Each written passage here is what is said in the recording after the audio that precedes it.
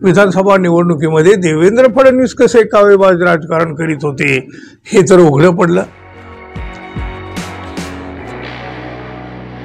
मित्र हो, नमस्कार। गेल्या 4 वर्षात महाराष्ट्राच्या राजकारणामध्ये युती, आघाड्या बिघाड्या असलं सगळं अनैतिक अनैतिक अशा प्रकारचं राजकारण सुरू आहे। आपण पाहतो आहोत, वैतागलो आहोत, कंटाळलो आहोत। अहो, ज्या बी काही ज्याला राजकारण म्हणून केलं जातं त्यात काही नैतिकता तरी असावी का नको? बघा, म्हणजे कसं दुसऱ्याचे पक्ष फोडायचे, नेते पळवून आणायचे आणि मग भाजपाचा बेडूक फुगवायचा। म्हणजे आता खरं तर आता भाजपाचा बेडूक अशाच पद्धतीने फुगलेला आहे की नाही? खरं तर ही बघा मर्यादित काळासाठी आलेली एक सूज असते असं म्हणावं लागेल। कारण केंद्रातील सत्ता, राज्यातील सत्ता, ईडी, सीबीआय, इन्कम टॅक्स यांच्या चौकशा, त्यामुळं भाजपाचा फुगा फुगताना दिसतोय। शेवटी फुगाच ना होतो, एक टाचणी लावली तरी फुटतो आणि नाही लावली तरी फुग्यातील हवा हळूहळू कमी होत असते। भाजपचे नेते देवेंद्र फडणवीस यांनी कधी नव्हे एवढी फोडाफोडी या गेल्या 2-4 वर्षामध्ये केली। या सगळं फोडाफोडीचं राजकारण सगळं देवेंद्र फडणवीसांनी केलं। ज्या शिवसेनेने भाजपाला महाराष्ट्रामध्ये ओळख दिली, मोठे केलं, ती उद्धव ठाकरे यांची शिवसेना सुद्धा फडणवीसांनी फोडली। शरद पवार यांनी कष्टाने उभा केलेला राष्ट्रवादी पक्ष देवेंद्र फडणवीस यांनी फोडला। हे दोन्ही पक्ष चिन्हासह पळवून नेले, पण महाविकास आघाडीतील अन्य नेत्यांची सुद्धा पळवापळवी केली। म्हणजे खरं तर हा काही आरोप आपण नाही करत, देवेंद्र फडणवीस यांनी स्वतःच तसं सांगितलं आहे जाहीरपणे। काय म्हणाले होते ते?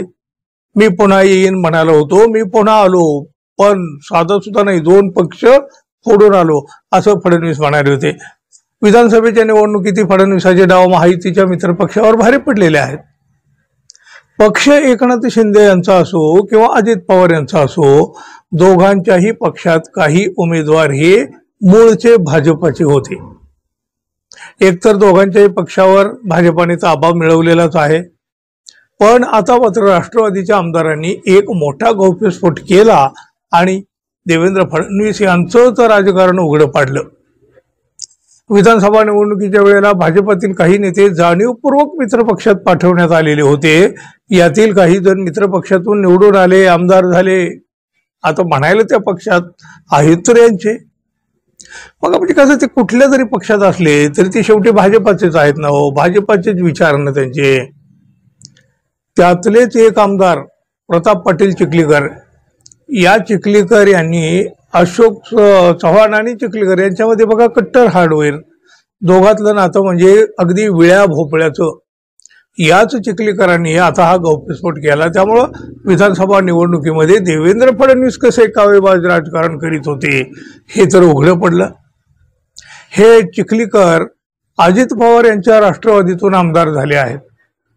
त्यांची निष्ठा मात्र भाजपच्याच बरोबर, कारण आमदार होण्यापुरतं आणि आमदार होण्यासाठीच ते इकडे आलेले।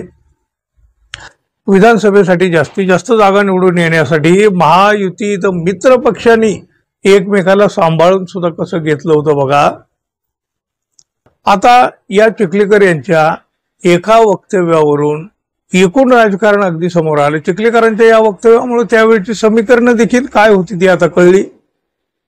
हे चिखलीकर काय म्हणाले बघा, मी स्वतःहून पक्ष सोडलेला नाही, ऍडजस्टमेंटसाठी देवेंद्र फडणवीस यांनी मलाच राष्ट्रवादीत पाठवलं होतं। विधानसभा निवडणुकीच्या वेळी चिखलीकर यांनी अजित पवारांच्या राष्ट्रवादीमध्ये प्रवेश केला होता बघा। भाजपाचा नेता अजित पवार यांच्या पक्षात आला म्हणून त्या काळी मोठी चर्चा झाली, पण ती एक धुळपेक होती, मतदारांची फसवणूक होती आणि त्या पाठीमागे देवेंद्र फडणवीस यांचं धूर्त राजकारण होतं। हे आता चिखलीकरांनी उघडं पाडलं। आपली लोक दुसऱ्या पक्षात पाठवायची, तिथून निवडून आणायचं, हे फडणवीसी राजकारण आता पुन्हा एकदा समोर आलं। समोर काय म्हणजे साक्षीदार समोर उभा राहिला। अहो, ते एकटे नाहीत, आणखी काही असे आमदार आहेत की जे मित्र पक्षातून निवडून आलेले आहेत, पण आहेत तर ते भाजपाचेच, भाजपानेच त्यांना तिकडे पाठवलेलं। लोक आणि स्थानिक पातळीवरचे कार्यकर्ते मात्र उगाच आपापसात भांडत बसतात हो। जिथं एक असायची ते एकच असतात।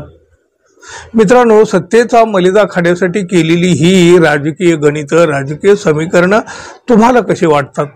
काय म्हणाल तुम्ही? जरूर सांगा आणि आपण आपल्या चॅनलला अजून सबस्क्राईब केलं नसेल तर कृपया सबस्क्राईब करावं ही अपेक्षा तर आहे. धन्यवाद. पुन्हा भेटू. तोपर्यंत नमस्कार.